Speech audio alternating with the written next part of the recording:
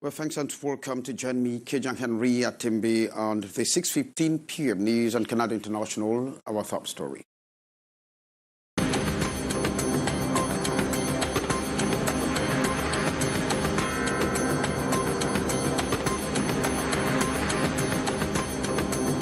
Mortal remains of the Bibek crash victims now in the morgue of the Yaoundé Central Hospital. The bodies were retrieved from the dense forest by a combined network of search mission. Meantime, journalists have been briefed this morning on the development of the event. And violence in schools, such as some students infringe on the right to leave of their mates. Police boost territorial surveillance to curb the phenomenon. And government's decision to keep teenage pregnancy in schools sparked controversy in Cameroon. However, pedagogues say it is better to guide the pregnant girls to pursue their education. Those are our top stories. We are having the news in a split second.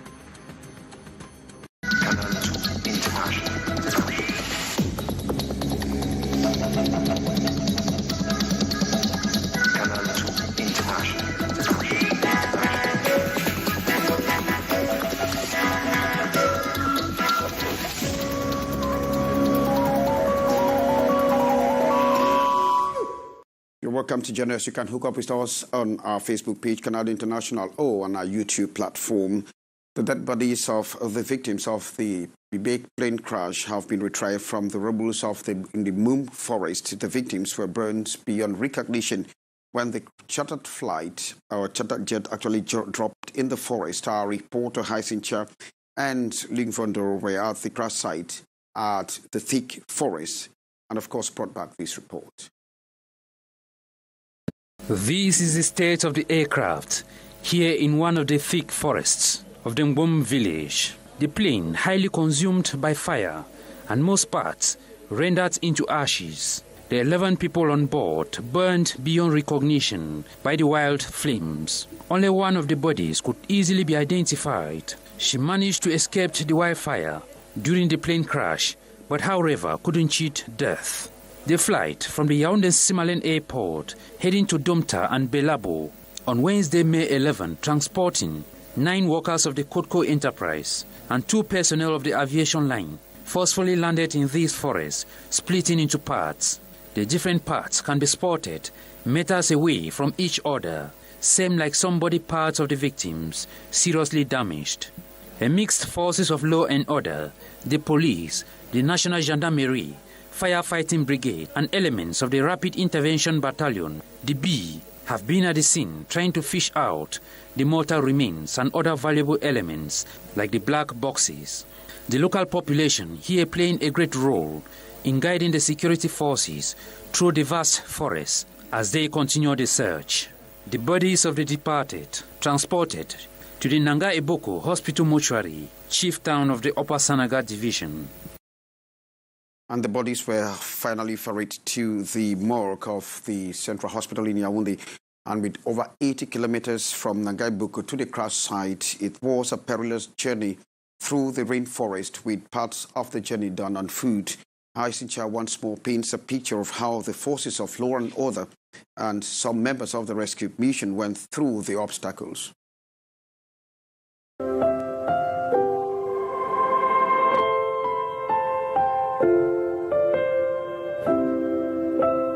A journey of the good, the bad and the ugly, over 80 kilometers of different modes of transportation. With a branch from Minta, after a soft ride from Nanga Eboko, headquarters of the Upper Sanaga Division, hurdles stepped in. The muddy state of the road, imposing unnecessary breaks in little villages along the way. The fleet of cars of different delegations like that of the Minister of Transport and the Governor of the Central Region were from time to time forced to slow down on the deplorable spots. These the real moment of the adventure. Change of attire. The only vehicle for all at this point is the walking stick. About 3 kilometers into the thick forest, scene of the tragic incident, the childhood experience of many had to come into play. Walking through valleys, crossing over water points, while battling with flies, mosquitoes and other insects, at the comfort of the cry of birds and the force of the touch. at nightfall.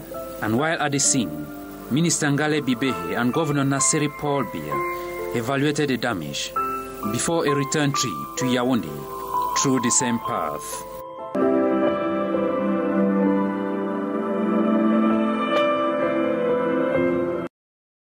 Oh, thanks very much, Hyson. We'll be coming back with more developments by the end of this news. Schools have actually become very fertile grounds for different forms of violence, fighting, attacks, revenge, and bullying.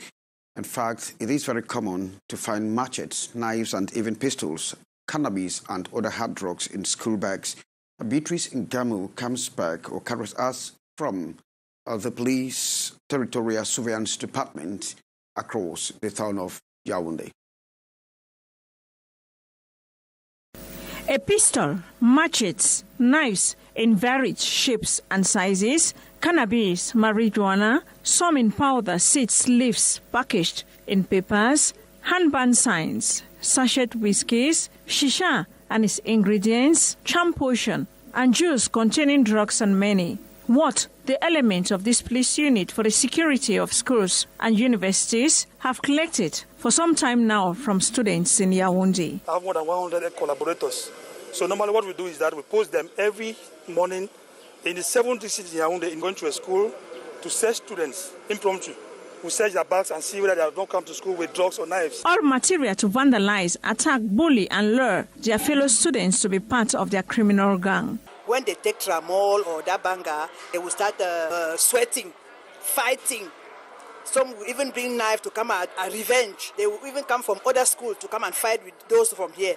When they know that you want to quit, they will fight you for not leaving the gang. At Lycée Anguissa, a student was found with 2 small containers of olive oil and salt. He said it is for practical session after class, but the unit officials doubt the story. Others had telephones in school bags, though forbidden. Their mission is to fight against this violence and reduce it to a minimum in the school milieu. Our schools, we do what they call educational talks to sensibilize students on the bad effects of drugs and violence in school milieu. And it has helped school officials to be on the alert. When the police came, they brought out all the manner of drug users, the way they dress, where they get it, with whom they do it.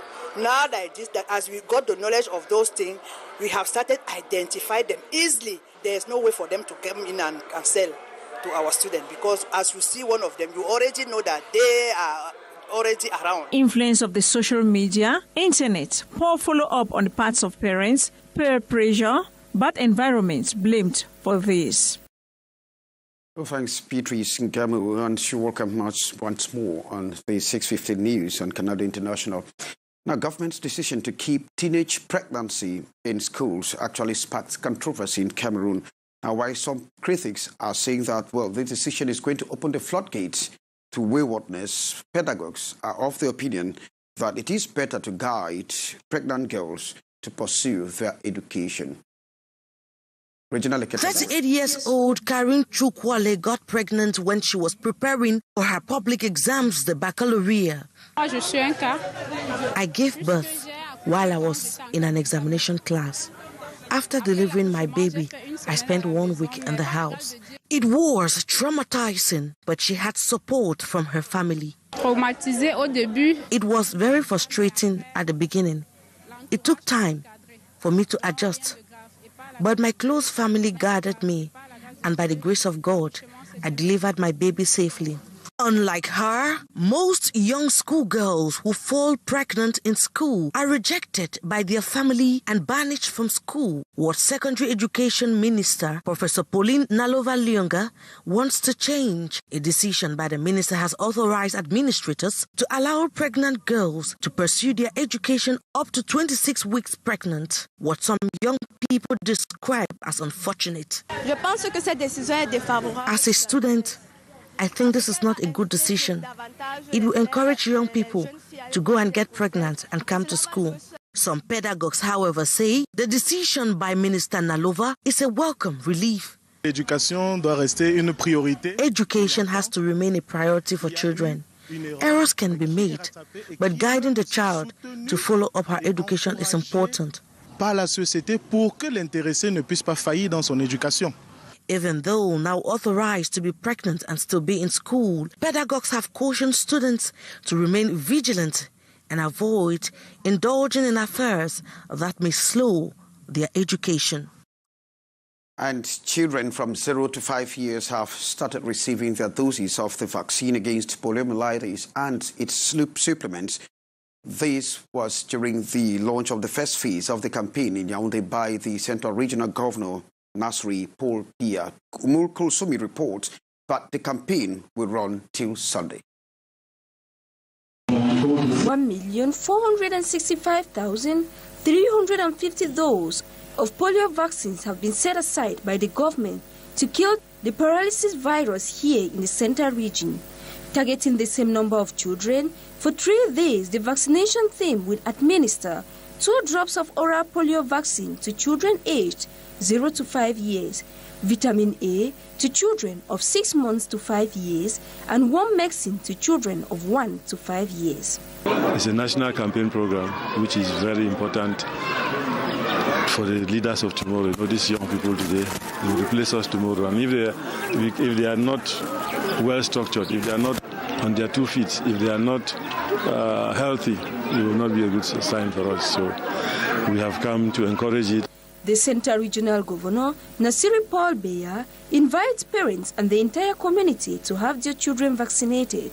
And we want to ask the population to join in the fight, especially parents, guardians, pastors, preachers, and everybody, politicians, to put their hand on deck, because we don't want... The campaign is aimed at strengthening the immunity of children under 5 years of age against the polio virus, vaccinate 100% of children targeted, ensure that at least 95% of parents are effectively informed about polio and its dangers. Beyond polio vaccination, it will be an opportunity to know the number of children in the 0 to 5 years bracket, educate parents on the importance of ensuring their children are on the civil register and have birth certificates. Well, thanks, Umul. And in Douala, Stephanie Chin says that the poliomyelitis campaign was launched at the Ghanako Obstetric and Pediatric Hospital in Yassab by the Secretary General, the Littoral Governor's Office. Now let's get her report on that launch. These children are between the ages of 0 to 5. They are here at the Ghanako Obstetric and Pediatric Hospital in Yassa Douala for a vaccination campaign against poliomyelitis. The campaign launch runs from May 13 to May 16, 2022. We are here to launch a vaccination campaign against polio in our region. So the campaign will take place from the 13th to the 16th of May 2022. So we are here to call all population, to call political leaders, to call administrative authorities, to call traditional authorities to sensitize parents. An exercise which put a smile on the faces of these mothers, some of whom only got information about the vaccination in the hospital as they were going about their routine rendezvous, but still thought it was important to have their kids vaccinated. I had no idea there was a campaign launch against polio. I came for a different purpose, just a routine vaccination for my child, and I just stumbled on this vaccination program. After the nurses had orientated me, I could not resist because polio vaccination is necessary for the child. This phase of the campaign targets 85% of children between the age of 0 to 5 years. The second phase of the vaccination campaign has been scheduled for June 10 to June 13. Thanks, Stephanie Chin. And of course, washing kits have been distributed to schools and health facilities in Douala as means to prevent the spread of the cholera epidemic. And this was done this morning in Douala by Plan International as we get the report from Saleh Sherifa. The resurgence of cholera cases in the southwest and littoral regions of Cameroon is of concern to many. The intensity of preventive measures with which families, schools and health facilities were implementing have reduced, either because of the absence and degradation of prevention equipment or because of the negligence of the population. We had some cases of cholera, and those kits will permit population, vulnerable population, schools and hospitals to take necessary measures to apply hygiene and sanitation measures to avoid cholera.